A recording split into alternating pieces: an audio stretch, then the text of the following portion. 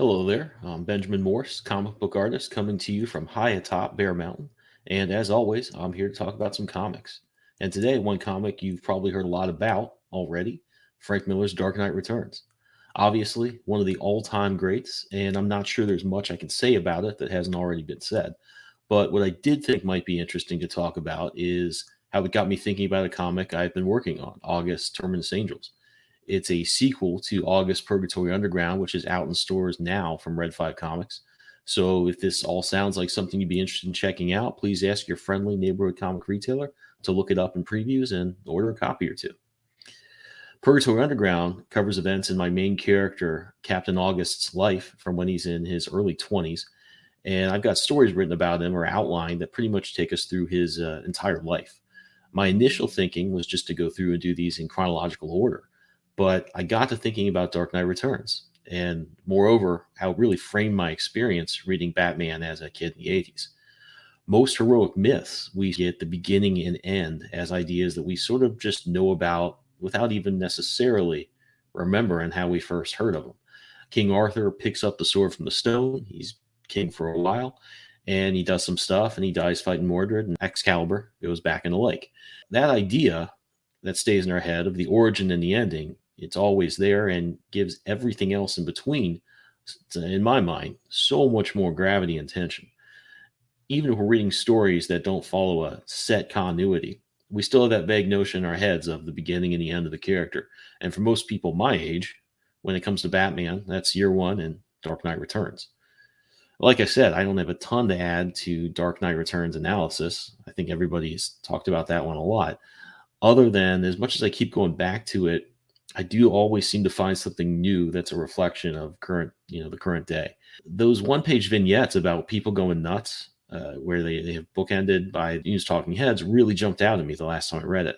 My wife and I were going to move this summer to a new house, and the whole deal kind of fell apart on us at the 11th hour, which is why you see some boxes around here in my office as we essentially move back into our house. But when I was dealing with inspectors and other people as part of that all summer, I noticed people have gone a little nuts. They're functional, but really struggling. I'd say 3 out of 5 times I call someone to do a mold inspection or something like that, and it's not like they're over the edge, but they're definitely struggling to keep it together, and they have stopped pretending that's not the case. One time I called a structural engineer to look at the new house, and he said when it was from. I said 1830. He says, burn it down. Houses shouldn't be that old. And he hung up on me. That was the worst one, but there was a lot of that. And when we had to hire a lawyer for the contracts, I had a normal call. My wife said, how'd it go? I said, oh, it was great. We had an appropriate amount of small talk, and she told us she'd start writing up her contract, and nothing else happened at all. And that was, to me, really awesome. Anyway, that stood out the last time I reread. But as I've been deciding what to do next, that idea of knowing the beginning and the end of the story before filling in the middle is seeming like the way to go. I think it'll give August's story a lot more gravity, just knowing that the world he lives in ends up in a pretty desperate, decimated situation. What happens to him over the course of his life and adventures is, I think, going to make it a lot more interesting when you're reading the stories that happen when he's in his prime and see that stuff start to happen here and there. The stuff that we see later on in the Terminus Angels. Most comic characters, they're going to end up back in their status quo eventually. And I think the great thing about doing things on our own is the comic book industry changes and more of us, need to do that. You can crowdfund them. You have more avenues to do things the way you want to do them. That also opens up opportunities creatively. And that's the point I really want to cover here. Having a lot more control over our stories as creators gives us a lot of freedom in the content. And, additionally, we have the freedom to do more niche stories if we think there's an audience for it.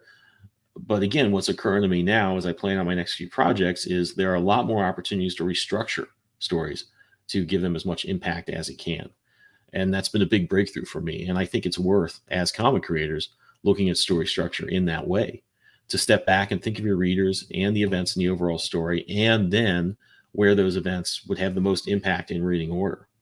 There are things that in the second and third stories chronologically with August will be a lot more tense, knowing things about the character and his world that you're seeing now on screen and you'll read a lot more about in Terminus Angels. And if you check out Alan Moore's pitch for Twilight of the Superheroes, he mentions that in a really smart way, that DC and other writers after the main story could pick and choose what parts of it would become real. And, other moments didn't need to be that way. but I think that would give the stories afterwards a lot more punch and drama than they would have had otherwise. Thinking about Dark Knight Returns and Year One also made me realize this is the way a lot of us read Batman in the 80s and 90s, and they capitalized on that really well. I think they alluded to Jason Todd being killed in Dark Knight before they had anything like that in the monthly titles. And the story arc later owes a lot to that dread. You see him as Robin, and you see it start to go off the rails, and you know it ain't going to work out for him. So I'd go as far to say that Batman really wouldn't have been the sales juggernaut he is now without those stories. They've done things like this with Superman, the Alan Moore pre-crisis ending story. Marvel's done those The End stories for all their characters, but they didn't stick to the characters in the same way Year One and Dark Knight stuck to Batman. They were so successful that I think they've attached themselves to the character more permanently than those other examples, or even the Snyder and Capullo stuff.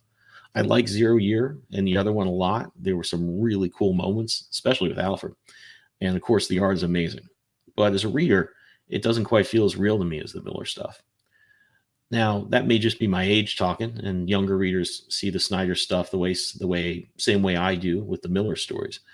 And I think it's a little unfair that Snyder Capullo stuff takes the DC continuity at that time was so in flux. There was Rebirth, Doomsday Clock, Dark Knight Metal, and all that stuff, and I lost track of the overall order if there was one.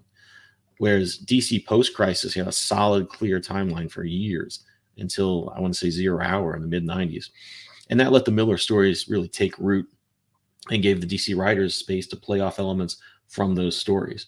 I know Dark Knight was never an official in-continuity story, but given the fact that it was so good and so successful, and one of the first of what became the Elseworld stories, I'd argue that it feels a lot more official than all the other endings for Batman that we've read about. So, keep following along here to see more of me applying this stuff as I work on Terminus Angels.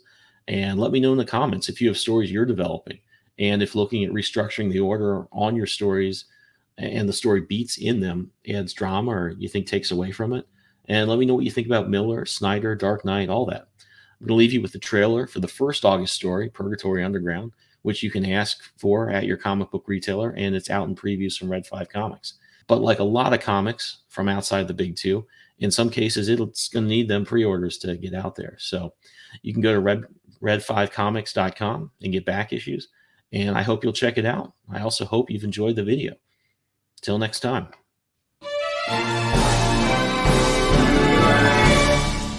Come in, Captain August. If you've managed to infiltrate that rebel fortress on the Martian surface, you must destroy it, or Earth is doomed! The whole system's locked down. Nothing works. Wait, the targeting system's accessible. If we can't stop it, at least we can change the target. From our forces here to their rebel bases firing on us from the surface. Great idea, kid! Switch that around and let's hightail it out of here! Locking in new target. Now!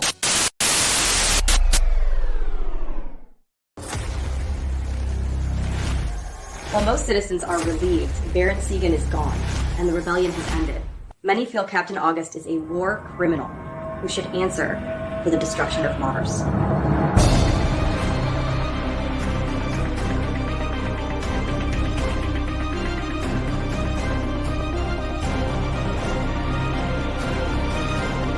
He can't have survived.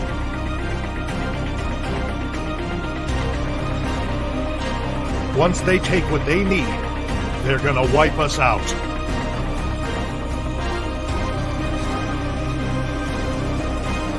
I've looked the galaxy lately for Mars. But we both know why it really happened.